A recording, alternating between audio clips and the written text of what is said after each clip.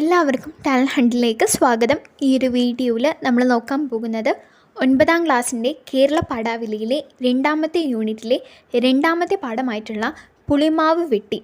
ഈ ഒരു പാഠത്തിൽ നിന്നുള്ള ചോദ്യങ്ങളും ഉത്തരങ്ങളുമാണ് വീഡിയോയിൽ ഉൾപ്പെടുത്തിയിട്ടുള്ളത്. ഈ ഒരു പാഠം രചിച്ചിട്ടുള്ളത് ഇടശ്ശേരി ഗോവിന്ദൻ നായരാണ്.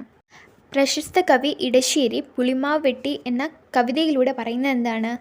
പാടത്തിൻ്റെ കരയ്ക്കു നിന്ന പുളിമാവിനെ വെട്ടി പല ഗളങ്ങളാക്കി സമ്പന്നതയിൽ ചേർക്കുന്നു. ആധുനിക മനുഷ്യൻ അറിയുന്നില്ല അവൻ വെട്ടുന്നത് സ്വന്തം കാലിലാണെന്ന്. ആ സത്യം ഓർമ്മിപ്പിക്കുന്ന അതിമനോഹരമായ ഒരു പാരിസ്ഥിതിക കവിതയാണ് പുളിമാവ് വെട്ടി. അതായത് പരിസ്ഥിതിയോട് ചേർന്ന് നിൽക്കണമെന്നൊക്കെ ഓർമ്മപ്പെടുത്തുന്ന ഒരു കവിതയാണ് പുളിമാവ് വെട്ടി. കവിത തീർച്ചയായും 2-3 തവണ വായിക്കണം, എന്നാലേ നിങ്ങൾക്ക് ആ ആശയം ഉൾക്കൊള്ളാൻ സാധിക്കുകയുള്ളൂ.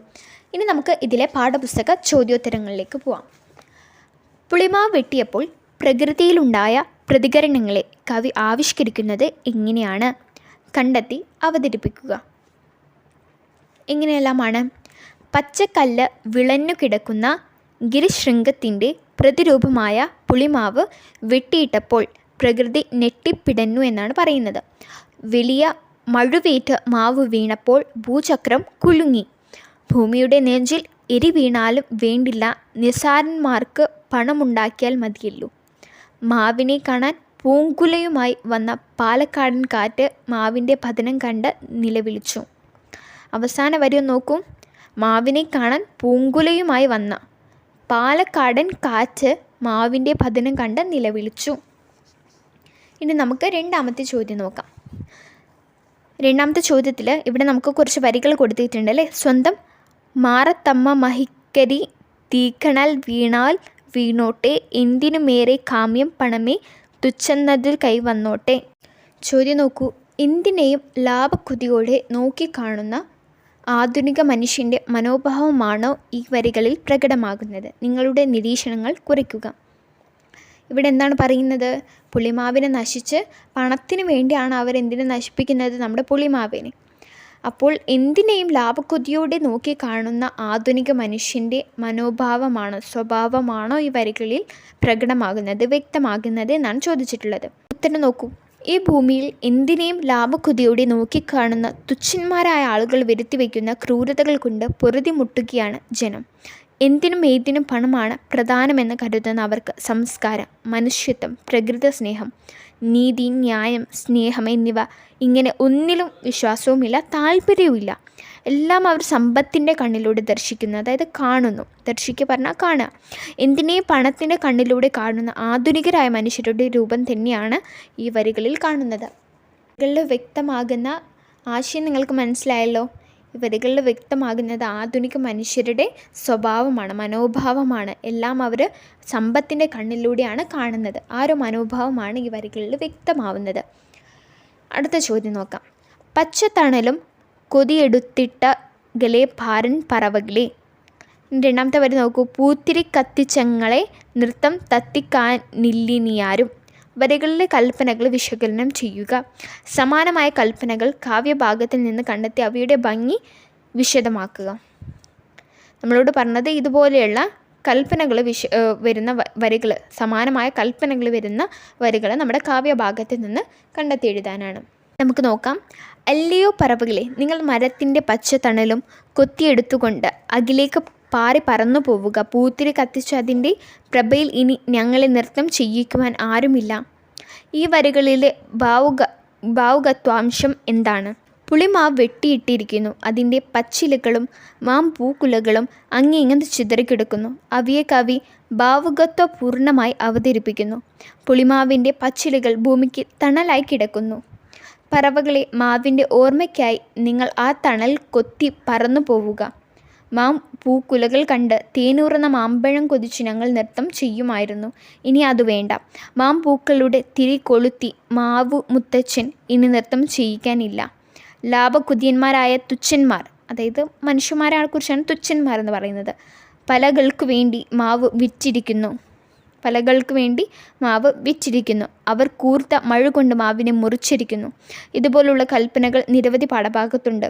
പൂങ്കുലിയും കൊണ്ട് ഓടി വരുന്നൊരു പാലക്കാടൻ കുളിർക്കാറ്റ്, ഒട്ടും മാവുകളതു കേട്ടോ, തളിർ നാക്കു കടിച്ചേ നിൽപ്പായി ഇവയെല്ലാം, മനോഹര കൽപ്പനകൾ നിറഞ്ഞ വരികളാണ്. നമുക്ക് താഴെ 2 വരികൾ നമ്മൾ കൊടുത്തിട്ടുണ്ട്. ഈ ഒരു ഭാഗം നിങ്ങൾ ഒന്നും കൂടി വായിച്ചു നോക്കുക കേട്ടോ. ഈ ഒരു ഉത്തരം ഒന്നും കൂടി വായിച്ചു നോക്കുക. ഇവിടെ പറയുന്നത് എന്താണ്? പുളിമാവിൻ്റെ പച്ചിലകൾ ഭൂമിക്കൊരു തണലായിരുന്നു അല്ലേ? പറവകളെ മാവിൻ്റെ ഓർമ്മയ്ക്കായി ആ തണൽ കൊത്തി പറന്നു പോവുക എന്നാണ് പറഞ്ഞത്. പറവകളെ ആ ഒരു മാവിൻ്റെ ഓർമ്മയ്ക്കായിട്ട് നിങ്ങൾ ആ തണൽ കൊത്തി പറന്നു പോവുക. മാമ്പൂക്കലകൾ കണ്ട മാമ്പൂക്കുലകളാണല്ലോ പിന്നീട് മാമ്പഴമായിട്ട് മാറാം. തേനൂർന്ന മാമ്പഴം കൊതിച്ച് ഞങ്ങൾ നൃത്തം ചെയ്യുമായിരുന്നു. അതായത് മാമ്പഴം പൂക്കുന്നത് കാണുമ്പോൾ നമുക്ക് ഇത് സന്തോഷമാണല്ലേ. പിന്നെ അത് പറിക്കുകയും പിന്നെ അത് കഴിക്കുകയൊക്കെ ചെയ്യുന്നത് അതൊരു രസമാണ്. പക്ഷേ ഇനി അതിനുള്ള സാഹചര്യം ഉണ്ടോ? ഇല്ല. കാരണം തുച്ഛന്മാർ എന്ത് ചെയ്തു? പുളിമാവ് വെട്ടിക്കളഞ്ഞു. അതുകൊണ്ട് തന്നെ ഇനി നൃത്തം ചെയ്യേണ്ട ആവശ്യമില്ല അല്ലേ, അത് വേണ്ട എന്നാണ് പറയുന്നത്. ഇനി നമുക്ക് അടുത്ത ചോദ്യം നോക്കാം. പരിസ്ഥിതി അതിൻ്റെ തനിമയോടെ എല്ലാ കാലത്തും നിലനിൽക്കേണ്ടതാണെന്ന കാഴ്ചപ്പാട് അടയാളപ്പെടുത്തുന്ന കവിതാഭാഗമാണ് പുളിമാവ് വെട്ടി. പരിസ്ഥിതി അതിൻ്റെ തനിമയും എല്ലാ കാലത്തും നിലനിൽക്കേണ്ടതാണെന്ന കാഴ്ചപ്പാട്. ഈ പ്രസ്താവനയെ മുൻനിർത്തി കവിതയ്ക്ക് ആസ്വാദനക്കുറിപ്പ് തയ്യാറാക്കുക. നമ്മളോട് എന്താണ് പറഞ്ഞിട്ടുള്ളത്? കവിതയുടെ ഒരു ആസ്വാദനക്കുറിപ്പ് തയ്യാറാക്കാനാണ്. എന്തിൻ്റെ അടിസ്ഥാനത്തിൽ? പരിസ്ഥിതി അതിൻ്റെ തനിമയോടെ എല്ലാ കാലത്തും എക്കാലത്തും നിലനിൽക്കേണ്ടതാണെന്ന കാഴ്ചപ്പാട്. അതിൻ്റെ അടിസ്ഥാനത്തിലാണ് നമ്മൾ ആസ്വാദനക്കുറിപ്പ് തയ്യാറാക്കേണ്ടത്. പലപ്പോഴായി നമ്മൾ വീഡിയോയിൽ പറയാറുണ്ട് ആസ്വാദനക്കുറിപ്പ് തയ്യാറാക്കുമ്പോൾ എന്തെല്ലാം കാര്യം നമ്മൾ ശ്രദ്ധിക്കണം. പറ്റുവാണെങ്കിൽ നിങ്ങൾ ഒരു കവിതയുടെ പേര് നല്ലൊരു തലക്കെട്ട് കൊടുക്കുക. കൂടാതെ ആസ്വാദനക്കുറിപ്പിൽ ആദ്യ ഭാഗത്ത് തന്നെ കവിതയെയും കുറിച്ച് പ്രതിപാദിക്കണം. കവിതയുടെ ഉള്ളടക്കം ഉണ്ടാവണം. കവിതയിൽ പറയുന്ന കാര്യങ്ങൾ എന്താണ്, അതിൻ്റെ ആശയം, അങ്ങനെ നിങ്ങൾക്ക് ഇഷ്ടപ്പെട്ട കാര്യങ്ങൾ, ഇഷ്ടപ്പെട്ട വരികളുടെ അർത്ഥങ്ങൾ, അതിലുപയോഗിച്ച ഭാഷാശൈലി അതൊക്കെ നിങ്ങൾക്ക് ഉൾപ്പെടുത്താവുന്നതാണ്. ഇനി നമുക്ക് ആസ്വാദനക്കുറിപ്പ് നോക്കാം. പാരിസ്ഥിതികമായ ജാഗ്രത അതിൻ്റെ പൂർണ്ണരൂപത്തിൽ വെളിവാക്കപ്പെടുന്ന ഒരു കവിതയാണ് ഇടശ്ശേരിയുടെ പുളിമാവ് വെട്ടി എന്ന കാവ്യഭാഗം. ഭൂമി ഇനിയെങ്കിലും അതിൻ്റെ ജൈവ സാകല്യത്തിൽ അനുഭവിക്കുവാൻ തുച്ഛന്മാരായ നമ്മൾ ഒരുങ്ങിയില്ലെങ്കിൽ അടുത്ത തലമുറയെ കാത്തിരിക്കുന്നത് കാലാവസ്ഥാ വ്യതിയാനവും അന്തരീക്ഷ മലിനീകരണവും ആഗോള താപനവും ഒക്കെ ആയിരിക്കും. അതായത് നമ്മളിപ്പോൾ നമ്മുടെ പ്രകൃതിയെ സംരക്ഷിച്ചിട്ടില്ലെങ്കിൽ ഇനി വരും തലമുറക്കുണ്ടാകുന്ന ഭവിഷ്യത്തുകളാണ് ഇവിടെ പറഞ്ഞിട്ടുള്ളത്. കൊച്ചു കുട്ടികൾക്ക് തണലും തേൻ വെല്ലുന്ന മാമ്പഴം നൽകി ഗ്രാമത്തിൻ്റെ ഐശ്വര്യമായി നിന്ന മാവിനെയാണ് കുറച്ചു പണത്തിനു വേണ്ടി മുറിച്ചു വിറ്റത്. കവി പറയുന്നു, മാവിൻ്റെ ശരീരത്തിലേക്ക് മഴുവേറ്റപ്പോൾ പ്രകൃതി വിറച്ചു. മാവിൻ്റെ ശരീരത്തിലേക്ക് മഴുവേറ്റപ്പോൾ എന്താണ് സംഭവിച്ചത്? പ്രകൃതി വിറച്ചു. ഭൂചക്രം ഞെട്ടി. എന്നും തണൽ തേടി മാവിൻ ചുവട്ടിലെത്തുന്ന കിളികളോട് കവി പറയുന്നു, ഇനി നിങ്ങൾക്ക് തണലും മധുരമുള്ള മാമ്പഴം തരാൻ ആരുമില്ല. കാറ്റിനോടും കവി പറയുന്നു, നിനക്ക് പൂത്തിരി കത്തിച്ചു തരുന്ന നമ്മുടെ പ്രിയ മാവ് ഇനിയില്ല. നമ്മൾ ഏറ്റവും ഇഷ്ടപ്പെടുന്ന സ്നേഹിക്കുന്ന ഒരു വ്യക്തിയുടെ മരണം എത്രമാത്രം നമ്മളെ വേദനിപ്പിക്കുമോ അത്രയും വേദന മാവിൻ്റെ മരണത്തിലും നമുക്കുണ്ട്. അതിനാൽ നമ്മുടെ നാട് നശിക്കാതിരിക്കാൻ ഒറ്റ മാർഗ്ഗമേ ഉള്ളൂ, നാം പരിസ്ഥിതിയെ സംരക്ഷിക്കണം. ഓക്കെ, നമ്മുടെ നാടിനെ സംരക്ഷിക്കണം നമ്മൾ ഓരോരുത്തരും എടുക്കേണ്ട തീരുമാനമാണ് നമ്മുടെ പ്രകൃതിയെ സംരക്ഷിക്കുക എന്നുള്ളത് അല്ലേ.